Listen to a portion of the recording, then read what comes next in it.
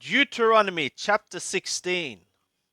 Observe the month of Abib, and thou shalt effectuate the Passover to Yahweh thy God. For in the month of Abib, Yahweh thy God brought thee forth out of Mizraim by night. And thou shalt sacrifice the Passover to Yahweh thy God, of the flock and the herd, in the place which Yahweh shall choose, to cause his name to dwell there. Thou shalt eat no leavened bread with it. 7 days shalt thou eat unleavened bread therewith, even the bread of affliction. For thou camest forth out of the land of Mizraim in haste, that thou mayest remember the day when thou camest forth out of the land of Mizraim all the days of thy life. And there shall be no leaven seen with thee in all thy borders 7 days, neither shall any of the flesh which thou sacrificest the first day at even remain all night until the morning. Thou mayest not sacrifice the Passover within any of thy gates, which Yahweh thy God giveth thee, but at the place which Yahweh thy God shall choose, to cause his name to dwell in, there thou shalt sacrifice the Passover at even, as the sun is coming, at the season that thou camest forth out of Mizraim. And thou shalt roast and eat it in the place which Yahweh thy God shall choose. And thou shalt turn in the morning and go to thy tents.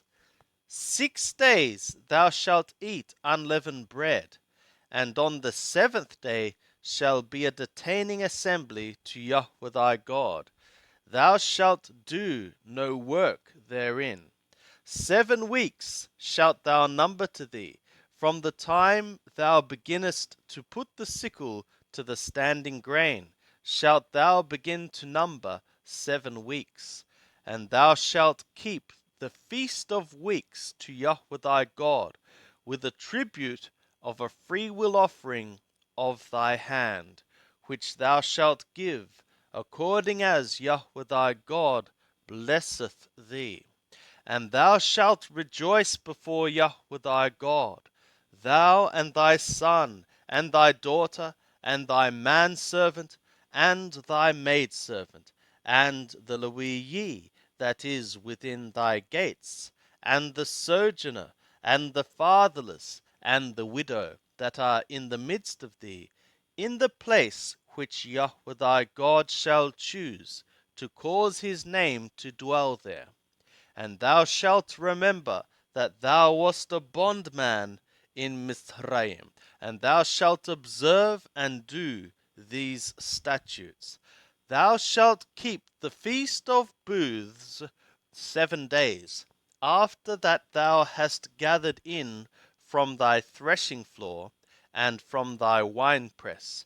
And thou shalt rejoice in thy feast, thou and thy son, and thy daughter, and thy manservant, and thy maidservant, and the Lewi, and the sojourner, and the fatherless, and the widow that are within thy gates.